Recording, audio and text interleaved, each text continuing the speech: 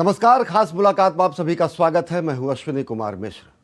अवधपुरी प्रभु आवत जानी, भई सकल शोभा के खानी। भगवान श्री राम के भव्य दिव्य नव्य मंदिर में प्राण प्रतिष्ठा की सारी तैयारियां पूरी हो चुकी हैं। पूरी दुनिया को इंतजार है 22 जनवरी का, जब दिव्य भव्य नव्य मंदिर में भगवान श्री राम के बाल मूर्ति की प्राण प्रतिष्ठा होगी। कैसी है तैयारियां, क्या होंगे अनुष्ठान, यही जानने के लिए हमारे साथ खास मेहमान हैं श्री राम जन्मभूमि तीर्थ क्षेत्र के महासचिव चंपत राय जी। चंपत जी, आपका स्वागत है। बहुत बहुत धन्यवाद आपको दूरदर्शन के लिए समय निकालने के लिए। सबसे पहले दुनिया ये जानना चाहेगी, क्या तैयारियां, क्या क्या अनुष्ठान और कब से अनुष्ठान? मंदिर तो 3 मंजिला है। प्राण प्रतिष्ठा का आयोजन ग्राउंड फ्लोर भूतल के गर्भगृह में होगा। तो भूतल तैयार हो गया है, गर्भगृह पूरी तरह से तैयार है। शेष पहली मंजिल फर्स्ट फ्लोर का काम चल रहा है, वो चलता रहेगा। प्राण प्रतिष्ठा किसी नए नूतन विग्रह की होगी। वो नूतन विग्रह बनकर तैयार हो चुका है। 3 विग्रह बन रहे थे, न्यासियों ने 1 विग्रह का चयन कर लिया है। उसकी साज सज्जा, आभूषण, वस्त्र, ये सब कार्य चल रहे हैं। प्राण प्रतिष्ठा की पूजन विधि 7-8 दिन की होगी। उसके लिए आवश्यक यज्ञशाला तैयार हो गई है। हवन कुंड बनाए जा रहे हैं, समय के पहले बनकर तैयार हो जाएंगे। पूजा पाठ कौन कराएगा? तो इसके लिए काशी के विद्वान गणेश्वर शास्त्री जी और लक्ष्मीकांत दीक्षित जी को हमने सब मुखिया बनाया है। वो सारे देश से विद्वानों का चयन उन्होंने कर लिया है। ये सब लोग 13 तारीख से अयोध्या आना प्रारंभ हो जाएंगे। सभी विद्वानों के निवास की व्यवस्थाएं, तैयारियां हो चुकी हैं। तो इस प्रकार से प्राण प्रतिष्ठा के लिए जो आवश्यक है वो सारे कार्य हो गए हैं। प्राण प्रतिष्ठा के पश्चात 48 दिन की एक मंडल पूजा होगी। मंडल पूजा कर्नाटक के उडुपी में पेजावर मठ के मठाधिपति जगतगुरु मध्वाचार्य विश्व प्रसन्न तीर्थ जी महाराज के नेतृत्व में होगी। इसकी तैयारियां वो कर रहे हैं। ये मंडल पूजा 23 जनवरी से संभवतः 10 मार्च तक चलेगी। 48 दिवसीय पूजा होती है और ये भी ठीक से संपन्न हो जाएगी। प्राण प्रतिष्ठा के अवसर पर देश को आमंत्रित किया गया है। लगभग 4000 संत महापुरुष और समाज जीवन के सभी क्षेत्रों के 2500 अन्य गृहस्थजन इसमें खिलाड़ी हैं, वैज्ञानिक हैं, पद्मश्री प्राप्त लोग हैं, सेवानिवृत्त प्रशासन, पुलिस, सेना के अधिकारी हैं, जिनको भिन्न भिन्न क्षेत्रों में कवि, लेखक, गायक, ऐसे सब क्षेत्रों के लोग उसमें हैं। इनको प्राथमिक सूचनाएं भेजी जा चुकी हैं। व्हाट्सएप के द्वारा, ईमेल के द्वारा, टेलीफोन पर बातचीत करके, स्पीड पोस्ट के द्वारा जितने प्रकार हो सकते हैं उनका उपयोग किया गया है। निवेदन किया गया है कि वो 21 तारीख या उससे पहले आ जाएंगे तो उन्हें सुविधा होगी। तो मैं समझता हूं ये सब तैयारियां पूरी हो गई हैं। लोग मान रहे हैं कि 3 मूर्तियां हैं, तीनों मूर्तियां प्रथम तल, द्वितीय तल, तृतीय तल पर जाएंगी, या फिर तीनों मूर्तियों में एक चयन का किया जा चुका है। बहुत सारे प्राइवेट चैनल मूर्तियां भी दिखाने का दावा करते हैं। इस संशय को, इस विभ्रम के बारे में आपका क्या कहना है? हमने केवल अभी एक मूर्ति का चयन किया है जो गर्भगृह में स्थापित होगी। अन्यों के बारे में कोई न्यासियों ने अधिकृत निर्णय नहीं लिया है। जो कुछ भी चलता है, इधर उधर की सुनी सुनाई बातें होती हैं, मैं उसमें अपने को नहीं डालना चाहता। एक विशिष्ट वास्तु का नमूना भी है ये मंदिर। भगवान श्री राम का मंदिर तो है ही, लेकिन बहुत ही अद्भुत है ये मंदिर। आपने इससे पहले भी बताया था दूरदर्शन को कि बहुत बड़ा एक विशाल शिलाखंड जैसा ज़मीन की गहराई में बनाया गया, क्योंकि चिरस्थायी अनवरत शाश्वत स्वरूप 1000 वर्ष से ज़्यादा के दिया जा सके। क्या क्या मुख्य विशिष्टताएं हैं इस मंदिर की? इस मंदिर की विशेषता, पहली विशेषता है कि ये पूर्णतः पत्थरों से बना है। जमीन के ऊपर कंक्रीट नहीं है। कंक्रीट में, जमीन के नीचे कंक्रीट है, उसमें लोहा नहीं है। तो बिना लोहे का मंदिर, जमीन के ऊपर कंक्रीट नहीं, ये विशेषता। केवल पत्थर है, ग्रेनाइट है, मकराना का सफ़ेद मार्बल है। राजस्थान का भरतपुर जिले के गांव बंसी पहाड़पुर, उसका हल्के गुलाबी रंग का बलुआ पत्थर सैंडस्टोन है। जमीन के नीचे एक कृत्रिम चट्टान तैयार की गई है। जमीन के नीचे बालू थी, मट्टी नहीं थी। बालू में पकड़ नहीं बनती। पकड़ बनाने के लिए देश में IIT Delhi, Guwahati, Bombay, Madras, CBRI, NGRI, L&T Tata, इतने वरिष्ठ लोगों ने मिलकर और जमीन के नीचे की डेब्रिस और बालू हटाकर उसको एक आर्टिफिशियल रॉक का रूप दिया गया है। यानी कालांतर में वो नीचे एक चट्टान तैयार हो जाएगी। तो ये मंदिर चट्टान के ऊपर खड़ा रहेगा और जमीन के नीचे की ये चट्टान गर्भगृह में 14 मीटर मोटी होगी। गर्भगृह छोड़कर शेष मंदिर में इस चट्टान की मोटाई जमीन के नीचे 12 मीटर होगी। तो ये जमीन को मजबूती प्रदान करने के लिए जमीन के नीचे 12 मीटर 14 मीटर मोटी चट्टान को डालना, ये इसकी एक विशेषता है जो आधुनिक युग में भारतीय इंजीनियरों के सामूहिक चिंतन का परिणाम है। एक चीज़ और जानना चाहेंगे, अभी मंदिर का जो सौंदर्यीकरण हो रहा, प्रथम तल पूरी तरह के से बन गया है। कहा जा रहा है कि सोने के पत्तल चढ़ाए जा रहे हैं जो मुख्य द्वार हैं या अन्य द्वार हैं, उन सब बारे में क्या जानकारी देंगे? ग्राउंड फ्लोर पर गर्भगृह के दरवाज़ों पर और अन्य दरवाज़ों पर भी सोने की परत चढ़ाई जाना है। गर्भगृह के दरवाज़ों पर यह कार्य पूरा हो चुका है, शेष पर धीरे धीरे हो जाएगा। मंदिर का जो भगवान के नीचे का पेडेस्टल है, उस पर भी सोने का विचार चल रहा है। अभी दरवाज़ों पर सोने की पत्थर चढ़ाई जा चुकी है। मंदिर और मंदिर का परकोटा भी पूरे मंदिर को नया आकार देगा। मंदिर के परकोटे के अंदर भी बहुत सारे मंदिरों की संकल्पना की गई है जो भविष्य में बनने के लिए कहे जाएंगे। वो कौन कौन से मंदिर हैं, कौन कौन से वो स्थान होंगे? देखो, परकोटे की कल्पनाएं, परकोटे का कॉन्सेप्ट उत्तर भारत में सामान्यतया नहीं है। दक्षिण भारत में है, तमिलनाडु में तो बहुत है। परकोटा ये मंदिर के चारों ओर एक प्रकार की सुरक्षा दीवार है। इस परकोटे की इंजीनियरिंग भी मंदिर के समान है। मंदिर की आयु के अनुसार उसकी भी आयु मानी गई है। ये परकोटा चारों दिशाओं में आयताकार है।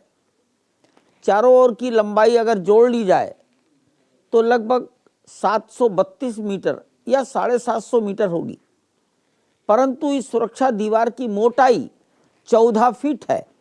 14 फीट एक कमरा होता है।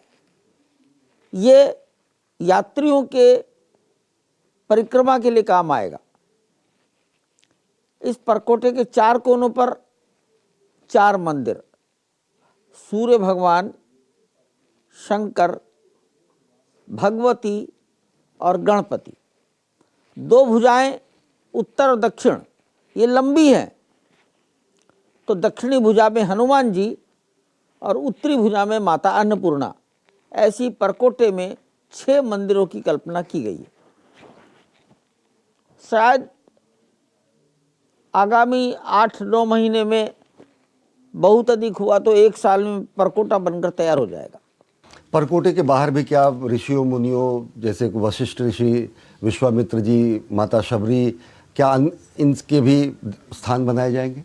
हाँ, मंदिर परिसर में महर्षि वाल्मीकि, महर्षि वशिष्ठ, महर्षि विश्वामित्र और महर्षि अगस्त्य, निषाद राज, माता शबरी, ऋषि पत्नी अहिल्या, इनके मंदिर बनेंगे। जटायु की प्रतिमा स्थापित की जाएगी, अपितु जटायु की प्रतिमा स्थापित कर दी गई है। मंदिर के प्रवेश द्वार पर सीढ़ियों के दोनों ओर, सबसे नीचे 2 हाथी, थोड़ा सीढ़ियों से ऊपर चढ़े दोनों ओर 2 शेर, थोड़ा और ऊपर चढ़े तो दोनों ओर एक जगह हनुमान जी, एक जगह गरुड़, इनकी प्रतिमाओं की स्थापना 4 जनवरी 2024 को कर दी गई।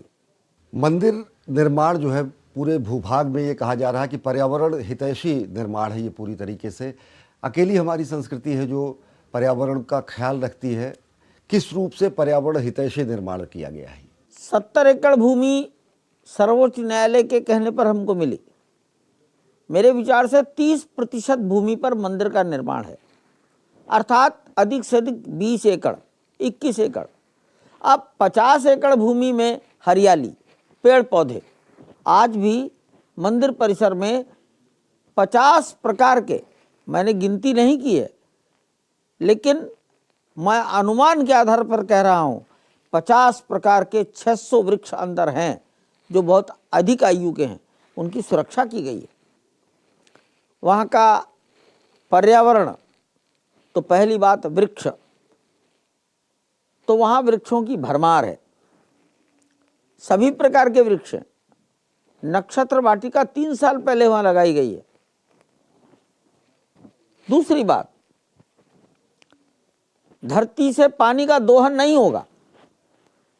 जितना पानी निकाला जाएगा वर्षा ऋतु का, उतना सब पानी जमीन के अंदर जाएगा। कंक्रीट बहुत थोड़ा है, 20%, 25%, बाकी सब जमीन है। सीवर, अंदर सीवर के ट्रीटमेंट प्लांट लगाए गए हैं। नगर निगम को, जनता को कष्ट नहीं होगा। जब प्रधानमंत्री जी 22 तारीख को प्राण प्रतिष्ठा के लिए उपस्थित होंगे गर्भगृह में, किस तरीके के जो अतिथि सूची है उनमें क्या अन्य राजनीतिक दलों के लोगों को भी आमंत्रित किया गया है, या इस क्षण को विस्मरणीय बनाने के लिए किन किन महानुभावों की उपस्थिति मानी जा रही? देखो भाई, मैं नाम तो नहीं बता सकता अभी, 7000 नाम है। मैंने सूची न देखी है, लेकिन खेल जगत, वैज्ञानिक, साहित्यकार, कलाकार, लेखक, कवि, मीडिया हाउसेज, औद्योगिक जगत, बड़े व्यापारी, पद्मश्री प्राप्त लोग, जिन्होंने राम जन्मभूमि के लिए बलिदान दिया, उनके परिवारों के लोग, देश के लिए पराक्रम दिखाने वाले सैनिक, ऐसा सब क्षेत्रों को चुना गया है। सभी राजनीतिक दलों के राष्ट्रीय अध्यक्षों के बारे में विचार हुआ है। अनेक लोगों से भेंट भी हुई है। जिन जिन के संपर्क सूत्र उपलब्ध थे, उनको वार्तालाप और निमंत्रण भी गए हैं। स्थानीय स्तर पर तमाम ऑफिसर्स और राजनीतिक कार्यकर्ताओं को भी ये लोकल सूचना दी गई है। कहा जा रहा है कि मकर संक्रांति के दिन से आयोजन शुरू हो जाएंगे। 15 से लेकर 22 तक नगर भ्रमण या फिर अन्य अन्य आयोजन है, वो कौन कौन से आयोजन है? प्राण प्रतिष्ठा का पूजन तो 16 जनवरी से शुरू हो जाएगा। प्राण प्रतिष्ठा में जलवास होता है, अन्नवास होता है, शैयावास होता है, कई बार फलवास ऐसे भी होते हैं। हम यहाँ उतना ही करेंगे जो न्यूनतम हो। सर्दी का मौसम है, ज़्यादा कठिनाइयाँ ना हो। मंडल पूजा वो चलती रहेगी, बाद में हमको कुछ अन्य तैयारियां भी करनी पड़ेगी। इसलिए सामूहिक विचार में से यही निकला है कि जलवास, अन्नवास और शैयावास 3 वास कराएंगे। केवल भगवान श्री राम का ये मंदिर ही नहीं बन रहा है, अयोध्या से जुड़े हुए अनेक पौराणिक महत्व के प्राचीन मंदिरों का भी जीर्णोद्धार किया जा रहा है। इस संदर्भ में आप क्या बताएंगे, कौन कौन से प्रमुख मंदिर हैं या कैसे कैसे अयोध्या की आध्यात्मिकता को संजोकर प्राचीन मंदिरों को भी संजोया जा रहा है? हाँ, मेरी जानकारी में है कि उत्तर प्रदेश सरकार का पर्यटन विभाग, संस्कृति विभाग अयोध्या के प्राचीन का मतलब 200-250 साल पुराने उन मंदिरों का कुछ जीर्णोद्धार, कम से कम मुखौटा, फेस उसको अच्छा बना रहा है। उन मंदिरों की आयु बढ़ेगी। सामान्यतः उन मंदिरों के ट्रस्ट, साधु उसको कराने में सक्षम नहीं रहते। शेष पुराने कुंडों का उद्धार, अगर ध्यान देना हो तो सूर्य कुंड, इसका उद्धार बहुत सुंदर हो गया है। राम की पैड़ी,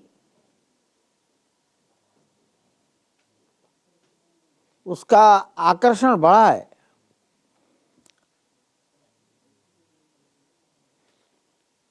सरयू के तट से लेकर बाईपास को जोड़ने वाली सड़क, इस पर जिस तरह से स्तंभ बनाए गए हैं, सड़क के दोनों ओर जो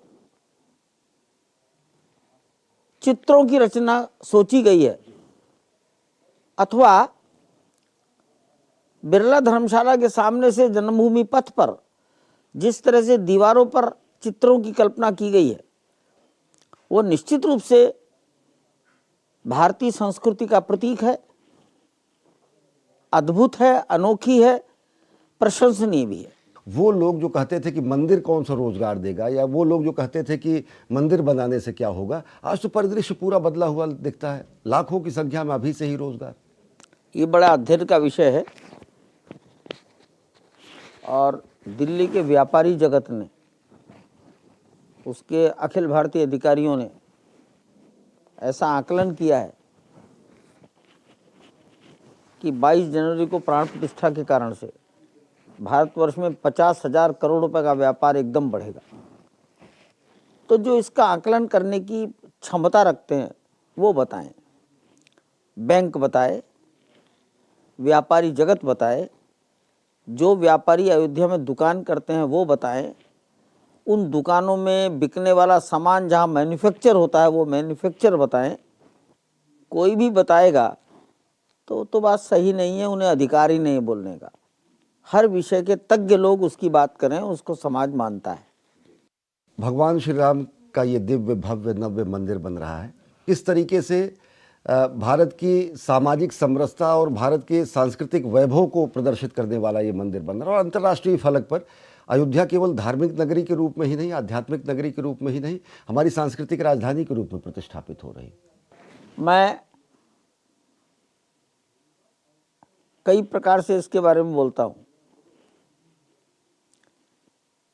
मंदिर की जमीन के नीचे चट्टान ढाली गई, उसमें पत्थर की गिट्टी, स्टोन डस्ट आई, वो मध्य प्रदेश के छतरपुर से आई। थर्मल पावर स्टेशन की राख आई तो उत्तर प्रदेश से आई। ग्रेनाइट लगा है, कर्नाटक और तेलंगाना से आया है। सफेद मार्बल लगा है, राजस्थान के मकराना से आया है। और बंसी पहाड़पुर वो राजस्थान में है, जहाँ का पिंक सैंडस्टोन लगा है। इसकी नक्काशी राजस्थान के सिरोही जनपद में हुई है। मूर्ति कला निर्माण का काम उड़ीसा के कारीगर कर रहे हैं। दरवाजे, उसकी लकड़ी महाराष्ट्र के वल्लार शाह से आई है। उसकी नक्काशी की जिम्मेदारी हैदराबाद की एक संस्था को दी गई है और उस संस्था के कारीगर सब तमिलनाडु के हैं। अंदर बंगाल के लोग काम कर रहे हैं। देश के हर राज्य का व्यक्ति, वो इंजीनियर है, वहाँ काम कर रहे हैं। आर्किटेक्ट हमारे अहमदाबाद के हैं, टेम्पल आर्किटेक्ट। बाकी के एरिया का आर्किटेक्ट वो नोएडा का रहने वाला है, मूलतः महाराष्ट्र का है। तो सारा देश मिलकर बना रहा है। IIT Delhi, IIT Guwahati, IIT Chennai, IIT Bombay, CBRI Roorkee, NGRI Hyderabad, NIT Surat, इतने ये देश के फैले हुए लोग हैं। इतने लोगों का ब्रेन इस काम में लगा है। ये राष्ट्र की एकात्मता का मंदिर है, राष्ट्र की सहभागिता का मंदिर है। देश की कम से कम 10 करोड़ जनता ने 5 लाख गांव, मोहल्ले, कॉलोनी, उनकी 10 करोड़ जनता ने स्वेच्छा से इसमें योगदान दिया है। 10 रुपए का योगदान करने वाले भी कई करोड़ लोग हैं। सिक्किम से आया है, मिजोरम से भी धन आया है, अरुणाचल प्रदेश से भी आया है, अंडमान निकोबार से भी आया है। तो संपूर्ण राष्ट्र की इतनी बड़ी आबादी का योगदान इसमें लगा है, वो भी वॉलंटरी कंट्रीब्यूशन है। ये राष्ट्र की एकात्मता का मंदिर है। आज भारत के हर कोने के तीर्थयात्री कभी भी किसी दिन अयोध्या में देखे जा सकते हैं। 25 दिसंबर या अभी आने वाले दिनों में ही छुट्टियां रहेंगी। 25, 26, 27, 28 की छुट्टी है। 26 जनवरी, 27 जनवरी को शायद सैटरडे है, 28 जनवरी को संडे है। देखना यहाँ कैसे सारा देश आता है। रेलवे बताएगा कि संपूर्ण भारत से यहाँ आ रहे हैं कि नहीं आ रहे हैं जी। ये रेलवे बताएगा जी। अगर देखें तो समूचा देश तो आ ही रहा है, समूचे देश की भावना की अभिव्यक्ति हुई है, मंदिर आकार ले रहा है। इस पूरे लोगों का आकर्षण है कि हर कोई 22 तारीख को पहुंचे, लेकिन आपने घर घर अक्षत भेजकर लोगों को निमंत्रण भी देकर और उनसे अनुरोध भी किया है। प्रधानमंत्री जी ने भी अनुरोध किया कि आसपास के मंदिरों की साफ सफाई करें, अयोध्या की तरफ लोग कूच करने की कोशिश न करें और अपने पास के मंदिर में उत्सव मनाएं। माननीय प्रधानमंत्री जी का आह्वान बहुत सही है। 15 जनवरी से 22 जनवरी तक मंदिरों की सफाई, स्वच्छता भगवान को प्रिय है। 22 जनवरी के दिन हिंदुस्तान का प्रत्येक मंदिर जागृत हो। वहाँ जो भी देवी देवता ने विराजमान है, वो मंदिर छोटा भी हो सकता है, उसी देवी देवता को उनके भजन कीर्तन किए जाएं, उनकी आरती की जाए, उसी देवी देवता का आशीर्वाद प्राप्त करने की कोशिश की जाए। और दोपहर 12:20 पर प्राण प्रतिष्ठा के पश्चात आरती होगी। हर मंदिर में आरती हो, उसी देवी देवता की आरती हो जिस देवी देवता का वो मंदिर है। मंदिर में पास पड़ोस के मोहल्लों में, बाजारों में प्रसाद बटे। अधिक से अधिक लोगों को प्रसाद मिलना ये महत्वपूर्ण बात है। प्रसाद में क्या खिलाना ये महत्वपूर्ण नहीं है। और 22 जनवरी को रात्रि को करोड़ों लोगों के घरों के बाहर दीपक जले। करोड़ों लोग अपने घर के बाहर दीपक जलाएं। अर्थात 22 जनवरी को समाज अगर अपने अपने मोहल्ले और घर में रहेगा तब ये काम हो पाएगा। सारा देश राम के लिए एक है, राम सबके हृदयों में निवास करते हैं और राम सबके हैं, इसका दर्शन सारे संसार को हो, इसके लिए ऐसा आग्रह किया गया। एक लंबे प्रयास के बाद सदियों की जनाकांक्षा आकार ले रही है।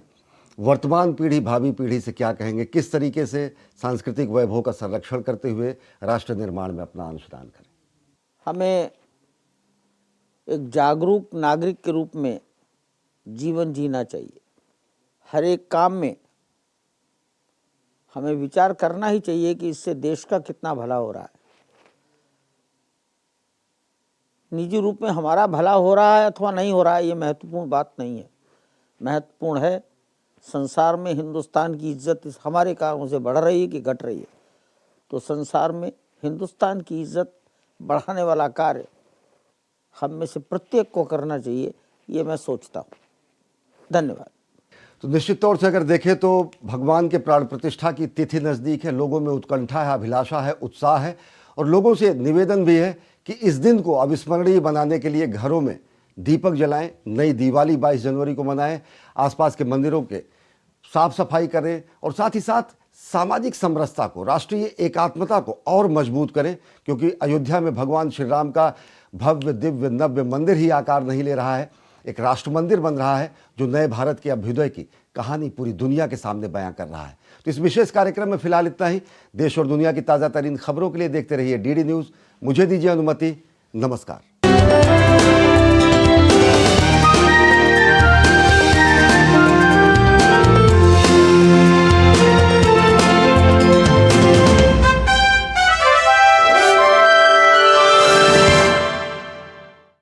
अगर 125 करोड़ देशवासी तय कर लें कि मैं कभी गंदगी नहीं करूंगा, तो दुनिया की कौन सी ताकत है जो हमारे शहर गांव